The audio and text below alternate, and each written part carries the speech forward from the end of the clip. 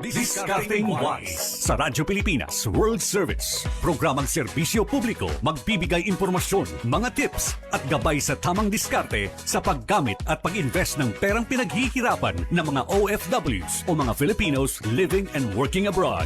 Alamin ang mga galawang Discarding Wise. Discarding Wise. Kasama sina Leo Magpayo, multi-awarded financial at market analyst Jonathan Jonas Ravelas. Panahon na para magsimula tungo sa financial independence para sa isang stable financial future para sa iyo at sa iyong pamilya. Kaya't halina't samahan natin sila Leo at Jonas sa Discarding Wise. Discarding Wise. Dito sa Radyo Pilipinas World Service.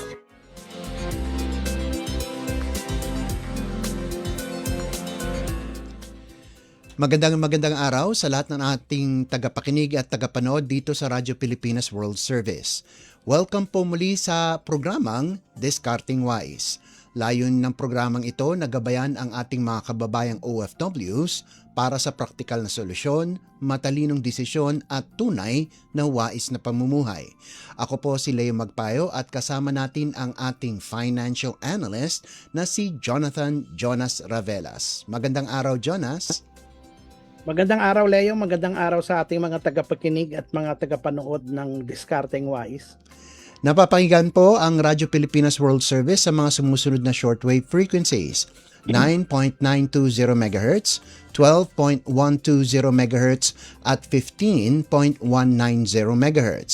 Napapakinggan din po tayo live sa audio streaming. Mangyaring i-download lamang po ang Evox PBS receiver sa Google Play Store para sa mga gumagamit ng Android phone at sa App Store naman para sa gumagamit ng iPhone. Mapapanood din tayo sa YouTube at Facebook. Hanapin lamang po ang Radyo Pilipinas World Service. At sa ating edisyon ngayong araw, matutunghayan niyo po ang ating balitang pinansyal at pang-ekonomiya kung saan tiniyak ng Department of Trade and Industry na mananatiling naka-freeze ang presyo ng basic necessities at prime commodities sa ngayon. At nagbabala ang Department of Energy na may big-time oil price hike ngayong darating na linggo. Bukod dyan, nagbabala ang BMI, isang unit ng Fitch Solutions, na maaring umikot sa 61 pesos hanggang 63 pesos ang palitan ng piso kontra sa dolyar sa mga darating na buwan. At sa ikalawang bahagi ng ating programa, sa ating segmentong Alkansaya, tatalakayin ni Jonas ang From Alkansya to Investment. Kaya't simulan na po natin ang ating balitang pinansyal at pang-ekonomiya. Discarding Wise sa Radyo Pilipinas World Service. Ito, konting good news muna tayo, no? Umabot sa 2.71 billion US dollars ang cash remittances noong Mayo. Ayon yan sa Bangko Sentral ng Pilipinas, mas mataas ng 2% kumpara sa 2.66 billion sa parehong buwan noong nakarang taon. Pinakamalaking bahagi ng padala ay nagmula sa Estados Unidos, kasunod ang Singapore at Saudi Arabia. Samantala, personal remittances, kabilang ang cash na ipinadala sa bangko, sa informal channels at remittances in kind, ay tumaas din ng 2.1% sa 3.03 billion US dollars mula sa 2.97 billion noong Mayo 2025. Patuloy na itinuturing ang remittances bilang isa sa pinakamahalagang lifeline ng ekonomiya dahil malaki ang ambag nito sa household spending at pangkalahatang paglago.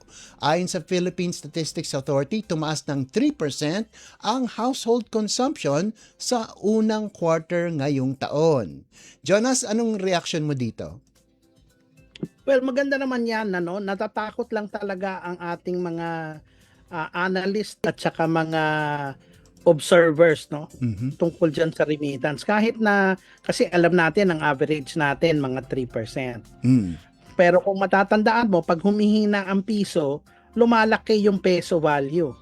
'Di ba? Pagdating ng bawat isang dolyar. So ngayon nasa 61.50 na tayo. So, kumbaga, kung kailangan ko magpadala ng $300 worth, So kunyari 15,000 pesos, hindi na ako magpapadala ng $300.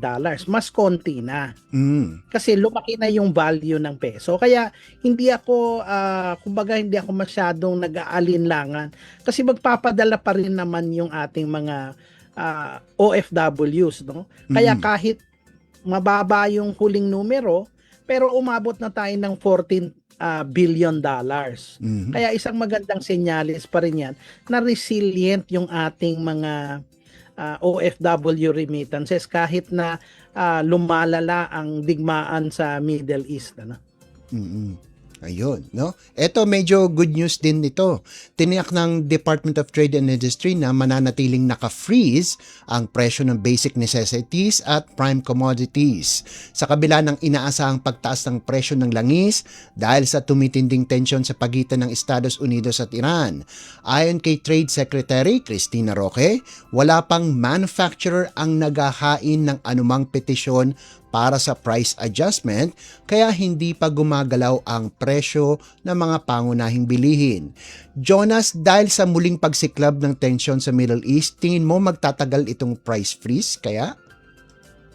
Tingin ko ito ay isang hindi magandang gawin, ano? Ngayon siguro wala pang masyadong humihingi ng adjustment. Siguro baka pagdating ng mga August to September, magkakaroon tayo ng adjustment kasi baka biglang tumaas yung langis tapos yung impact nung wage adjustment at saka yung pagtaas ng presyo ng kuryente, no? Yung tatlo na yan, talagang magbabatsa na baka tumaas yung inflation at maapektuhan yung presyo. So baka kailangan lang, kumbaga, kung meron tayong extra na pera, baka bumili na tayo ngayon bago pa umakyat yan, di ba? Oo. Okay. So ito medyo hindi magandang balita. Nagbabala ang DOE na may big time oil price hike ngayong linggo kasunod ng tensyon sa pagitan ng Estados Unidos at Iran sa Strait of Hormuz na muling nagpapainit sa sigalot sa Middle East. Ayon kay DOE Oil Industry Management Bureau Director si Rino Abad, inaasahang madaragdagan ng 3 piso hanggang 4 na piso kada litro ang presyo ng gasolina, 10 piso hanggang 11 piso kada litro sa diesel at 11 piso hanggang 12 piso kada litro sa presyo ng kerosene. Posibleng umabot sa 82 pesos hanggang 85 pesos kada litro ang presyo ng diesel at sa ilang gas stations maaaring tumaas pa sa 88 pesos hanggang 90 pesos. Nako Jonas, may posibilidad bang magpatupad muli ng fuel subsidy o ayuda para sa mga driver at maliliit na negosyo? Well, talagang mukhang kailangan ulit ibalik, no, ang mga ginawa dati, no, lalo na nung Abril at Mayo kasi talagang mukhang tumitindi na naman itong gera na ito, no. Kaya parang yung 2 buwan na pagbaba ng inflation baka itong pagpasok ng Hulyo at saka August, no.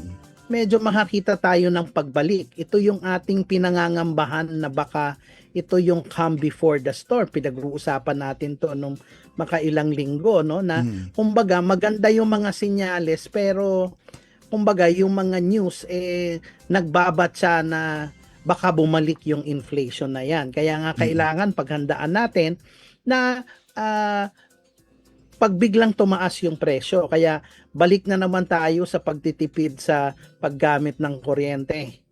No? Oo. Sa iyong pagtataya, ano kaya ang inflation natin ngayong July? Ngayon siguro baka bumalik tayo sa siguro mga 6.8 ganyan. Baka medyo may konting buwelta lang, no? Oo. Depende lang talaga kung gaano kabilis tong pag-akyat ng mga presyo ng langis, ano, at saka pagdating sa pump prices. Kaya masashock ba tayo pag baka mag-7? Hindi tayo dapat mabigla dahil nakita natin to agad nung Marso, no? So kailangan talagang handa tayo. Kaya nga yung unang mong sinabi, na habang yung presyo ay mababa, dapat kung meron tayong koonting naipon, baka gamitin muna natin bumili ng pagkain, no? Dahil talagang isa pa sa mga nakakadagdag ng problema natin pag pinag-usapan ang pagkain, yung potential impact ng El Nino. Isa pa yan. Oo. So, di ba? Kaya nga Nako. Eto, nagbabala ang BMI, isang unit ng Fitch Solutions, na maaaring umikot sa 61 hanggang 63 pesos ang palitan ng piso kontra sa dolyar sa mga darating na buwan dahil sa lumalalang tensyon sa gitnang silangan, matatag na US dollar at seasonal na pagtaas ng import demand. Ayon sa BMI, lalo pang magpapabigat sa piso ang pagtaas ng presyo ng langis dahil tataas ang gastos sa imports. Naitala na ang epekto nito, 22% average import growth mula Marso hanggang Mayo, mas mataas kaysa sa 7.9% sa nakaraang 2 buwan. Sa ngayon, nananatiling mahina ang local currency matapos bumagsak sa 61 pesos and 75 centavos kontra dolyar noong Mayo at nagsara nga sa 61 pesos and 59 centavos nitong nakaraang Biyernes. Jonas, ano ang posibleng epekto ng 22% import growth sa kabuang economic outlook ng Pilipinas? Okay, ang isa sa pinaka unang-una, no, lalo na pag pinag-usapan itong import na to, no. Oo. Nagkakataon kasi third quarter talagang pagpapasok ng bear, marami talaga nag-i-import. Ngayon, kung matatandaan mo, yung Mayo hanggang Hunyo, medyo gumanda yung level ng peso, medyo lumakas, tapos bumaba yung presyo ng langis, di ba?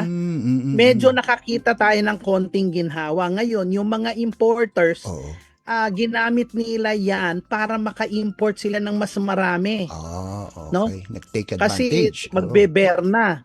So ngayon, itong third quarter, kaya medyo malaking pressure para sa dollar, no, sa palitan ng piso sa dolyar kasi ang third quarter wala talagang masyadong pumapasok na remittance. Okay?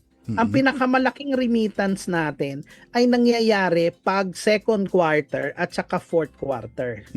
Yung first and third quarter talagang mahina yan. Ngayon, hindi ito sadyang dahil walang nagpapadala. Kaso, pagdating ng second quarter at fourth quarter, dyan talaga nagpapadala ng ang ating mga OFWs ng pera kasi bayaran ng tuition fees.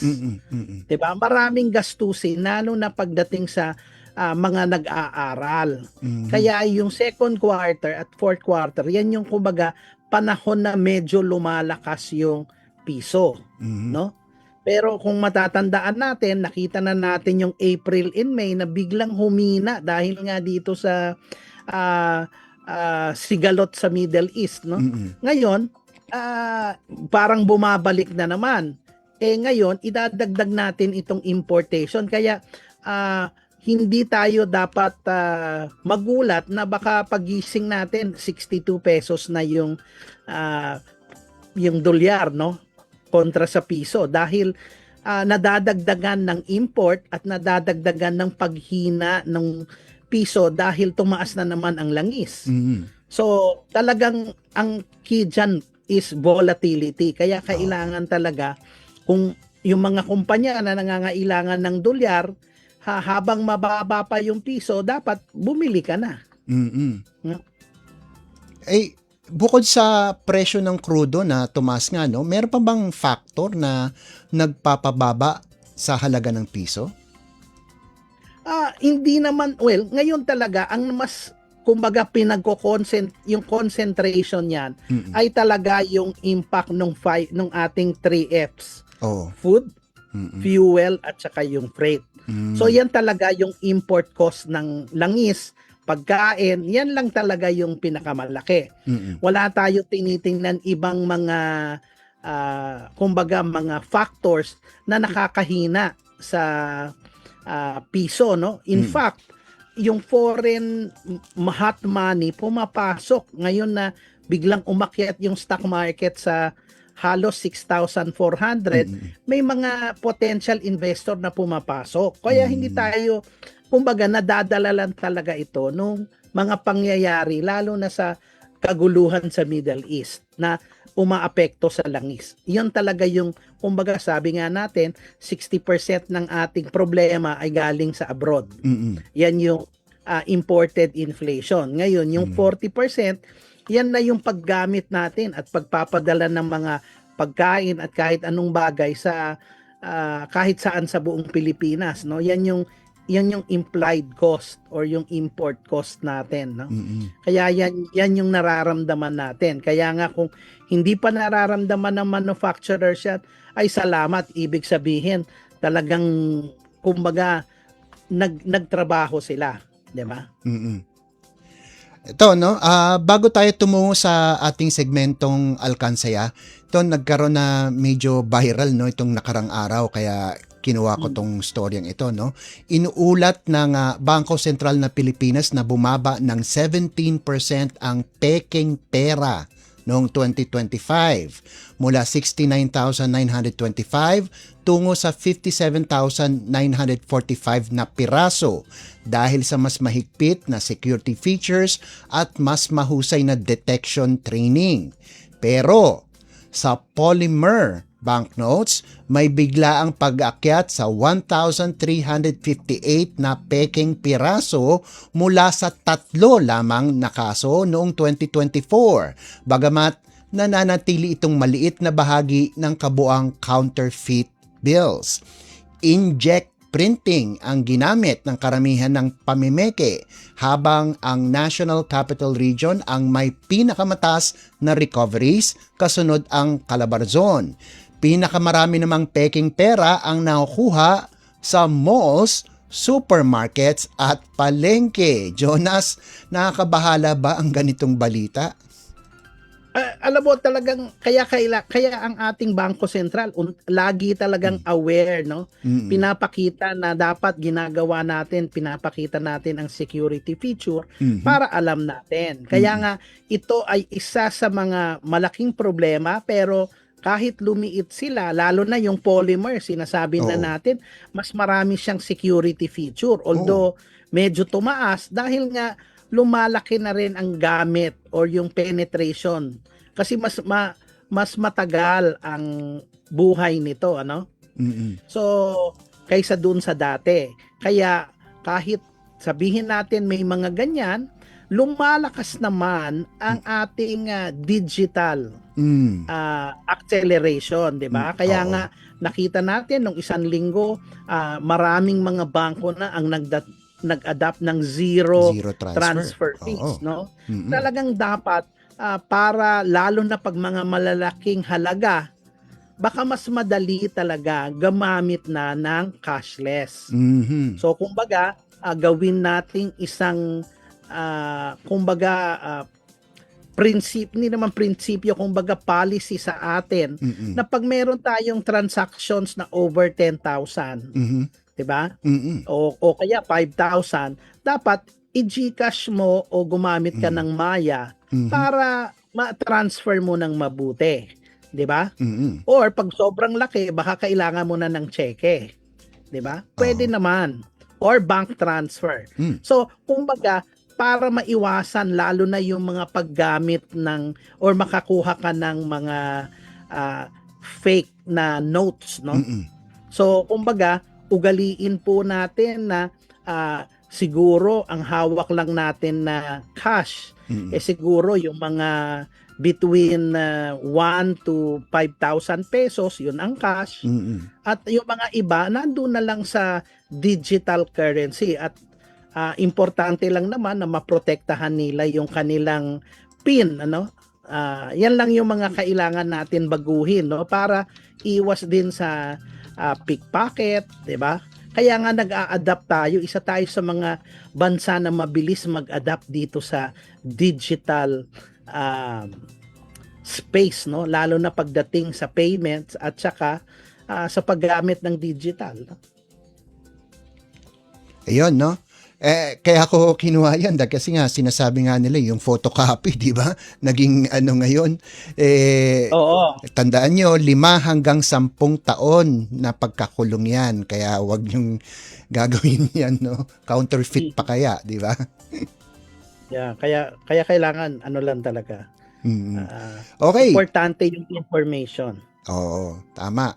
So, magbabalik po ang Discarding Wise pagkalipas lang ng ilang paalala.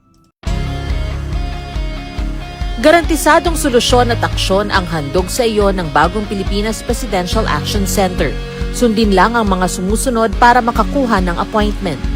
Para sa wala pang eGov.ph app account, panoorin ang video para malaman kung paano gumawa ng account.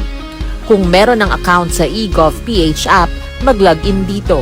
Saka hanapin ang online registration tab para sa Bagong Pilipinas Presidential Action Center. Pindutin ito para makita ang available na government services. Piliin ang serbisyo na iyong kailangan mula sa listahan. I-upload ang requirements ng serbisyong kailangan mo. Pumili ng petsa at oras kung kailan nais pumunta sa Bagong Pilipinas Presidential Action Center. I-submit na ang iyong application at bigyan ng pagkakataon na ma-review ang iyong isinumiting requirements. Hintayin ang QR code para sa kumpirmasyon ng iyong schedule. Makakatanggap ka ng text message para malaman kung naaprubahan ito. Sakaling hindi ito maaprubahan, makakatanggap ka rin ng text message para ipaalam ang kulang na requirements sa kasubukang mag-register ulit. Kung nakatanggap na ng kumpirmasyon, maaari nang pumunta sa Bagong Pilipinas Presidential Action Center sa napiling schedule, dala ang QR code at ang mga isinumiteng requirements. Huwag kalimutang dumating sa itinakdang araw at oras ng iyong appointment. Pinapaalala rin na siguruhing may kumpirmadong schedule bago pumunta sa Bagong Pilipinas Presidential Action Center para maiwasang magpabalik-balik. Simple at user-friendly ang pagpapa-appointment dito, kaya wag nang mangamba dahil sa Bagong Pilipinas Presidential Action Center, tulong ay abot kamay na. Radyo Pilipinas World Service Online. Reaching you in digital format. Anytime, anywhere. From Manila, Philippines. Discarding Wise. Kasama sina Leo Magpayo at multi-awarded financial at market analyst Jonathan Jonas Ravelas.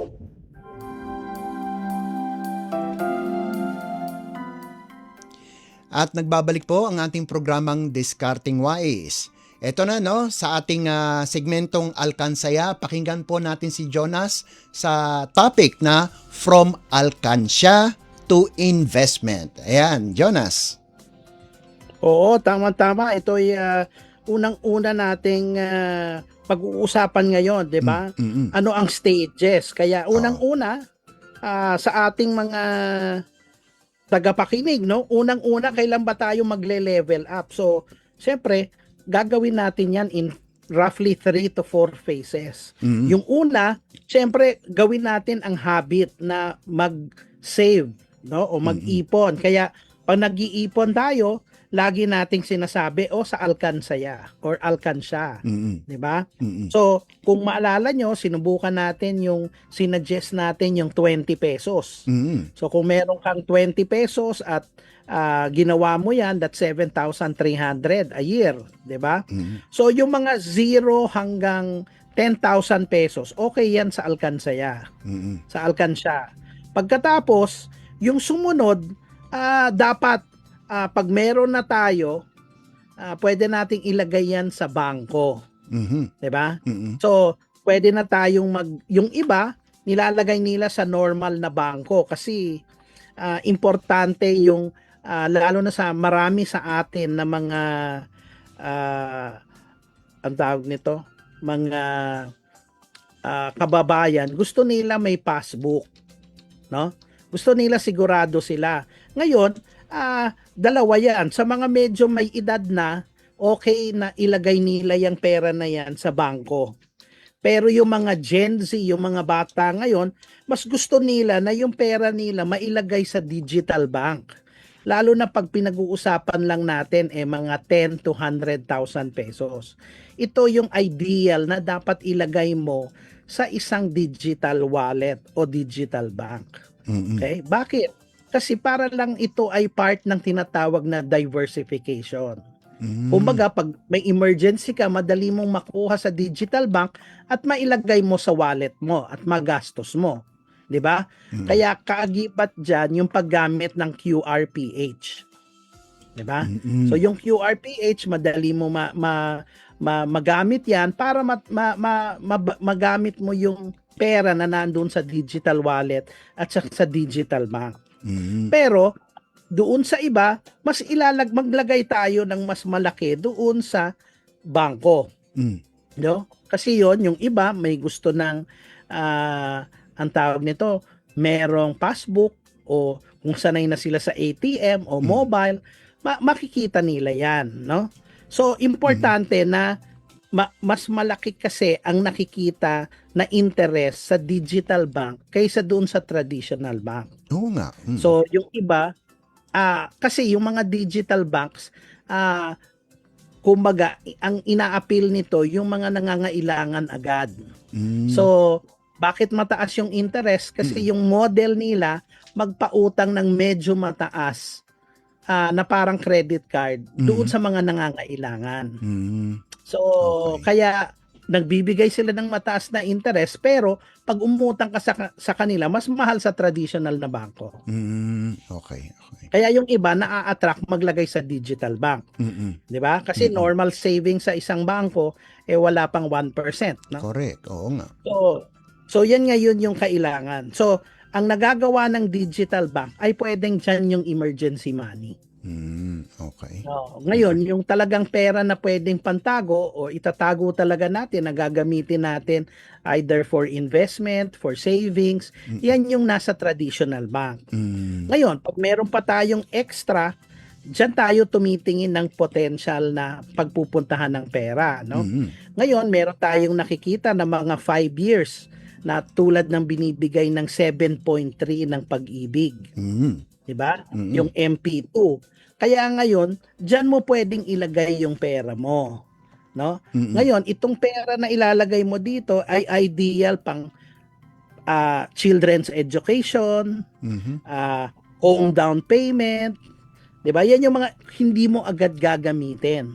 Kaya yung digital bank at saka yung normal na bangko, yun yung pwedeng mong ma-access pag nangailangan ka ng emergency. Pero yung nilalagay mo dito sa stage 3 na medyo long term or medium term, diyan pumapasok yung time deposit sa normal na bangko. Minsan pwede kang bumili ng treasury bill na between 3 months to 1 year, or yung treasury bond na mas mahaba sa 1 year at hanggang 20 years kung hindi mo kailangan yung pera. Ngayon, yung medyo popular, etong Pag-ibig na MP2, no? Kasi dati 6.3 lang ito. Ngayon, tinaasan na nila to 7.3. So, ito ay higher than regular savings. Kaya yung iba na-attract dito. At syempre, ito ay government institution, di ba? Oo nga. So, medyo nakakaganda yung kumbaga yung gusto mong kitain. Ngayon, ang paalala ko lang sa mga tagapakinig natin na itong MP2 kailangan mo at least 5 years. Siguraduhin mo hindi mo gagamitin ang pera. Kaya nga doon sa ating alkansaya, lagi nating sinasabi na umpisahan muna natin yung savings. Madali mag-invest, pero kailangan natin may emergency money para hindi natin hinuhugot yung investment, no? Kasi pag hinugot natin, meron niya mga pre-termination, parang pag sa time deposit. Kung ang time deposit mo sa bangko 1 year, kinuha mo ng 6 months, ipipenalize ka. No? So yan yung mga diyan. So yan yung pangatlo. Ngayon, meron bago na inilunsad si Bangko Sentral. Although hindi ito bago, ito yung Personal Equity and Retirement Account. Ito po yung pera. No? So yung pera, wala kasi tayo, meron tayo yung mandatory na retirement. So 3 klase yan. Meron tayo yung bigay ng kumpanya, meron tayo yung kung gobyerno ka, ikaw yung GSIS, sa pribado, ito yung SSS. So yung SSS at saka yung GSIS, parang yan yung tinitingnan nating lahat, no? Pero dahil dito sa pera, ito isang oportunidad na magkaroon ka ng additional na retirement, no? Ngayon, lalagakan mo lang ito ng pera. Ang kagandahan nito, kada lagay mo ng pera, kung ikaw ang may-ari, meron kang 5% na tax credit o tax deductible yan, equivalent to 5%. So, kumbaga, kung naglagay ka ng 200,000, yung 5% niyan, i-minus doon sa income tax mo. Oh, Kasi, okay. oo. So, kada lagay dyan, lahat yan tax-free. So, Yeah. basta nag-invest ka sa retirement mo, tax-free yan. Mm. So, ito ay mainam, kung 20 ka o hanggang 55, okay. Ngayon, pag ang employer naman ang naglagay, no? Meron siyang 150%. No? 150% ang kanyang tax, kumbaga yung kanyang tax credit, Oh. no? Mm. Ngayon, meron niyang ceiling na 200,000. So, pwede kang mag-invest hanggang 200,000 tapos okay. Kada taon, no? Kaya ito ay isang maganda na mga pwede mong gamitin para lalo kang makapag-invest ng mabuti at mapaghandaan mo yung iyong retirement, no? Lalo na ngayon sa hirap ng buhay at pagtaas ng presyo, talagang kailangan di bali ng sobra, wag lang kulang ang ating nilalagay na pera, no? Talagang kailangan ano yung kaya nating i-invest para sa kinabukasan natin, ilagay na natin. 'Di ba? Kasi talagang tumataas yung presyo. Oo. Nako. Gandang ano yan, no? Ayan, nako. Next week, anong pag-uusapan naman natin, Jonas? Pag-uusapan naman natin, siguro yung mga iba pang pwedeng pagkakitaan nila or paglagayan ng investment, no? Medyo i-breakdown natin doon sa pera, ano yung mga pwede nilang i-invest, no? Kasi sa pera, maraming pwede, no? Merong bonds, merong government securities. So, iibahin lang natin, tapos bibigyan lang natin ano ba dapat yung, kung ako ang nagbukas, ano ba yung mga dapat kong malaman? No? So, pag-usapan natin yan. Ang pag-uusapan natin next week ay pera. Kaya tandaan natin, pera ang lunas sa kahirapan. Ayan. With that, no, bago po tayo tuluyang magpaalam, napapakinggan po ang Radyo Pilipinas World Service sa mga sumusunod na shortwave frequencies. 9.920 MHz, 12.120 MHz, at 15.190 MHz. Napapakinggan din po tayo live sa audio streaming. Mangyaring i-download lamang po ang Evox PBS receiver sa Google Play Store para sa mga gumagamit ng Android phone at sa App Store naman para sa gumagamit ng iPhone. Mapapanood din tayo sa YouTube at Facebook. Hanapin lamang po ang Radyo Pilipinas World Service. At dito na po nagtatapos ang ating programa para sa Radyo Pilipinas World Service. Ako po si Leo Magpayo. Ako po si Jonas Ravelas. Magkita-kita muli tayo sa susunod na linggo sa kaparehong oras dito sa Discarding Wise. Discarding Wise sa Radyo Pilipinas World Service. Programang serbisyo publiko, magbibigay impormasyon, mga tips at gabay sa tamang diskarte sa paggamit at pag-invest ng perang pinaghihirapan ng mga OFWs o mga Filipinos living and working abroad. Alamin ang mga galawang Discarding Wise. Discarding Wise. Kasama sina Leo Magpayo, multi-awarded financial at market analyst Jonathan Jonas Ravelas. Panahon na para magsimula tungo sa financial independence para sa isang stable financial future para sa iyo at sa iyong pamilya. Kaya't halina't samahan natin sila Leo at Jonas sa Discarding Wise. Discarding Wise. Dito sa Radyo Pilipinas World Service.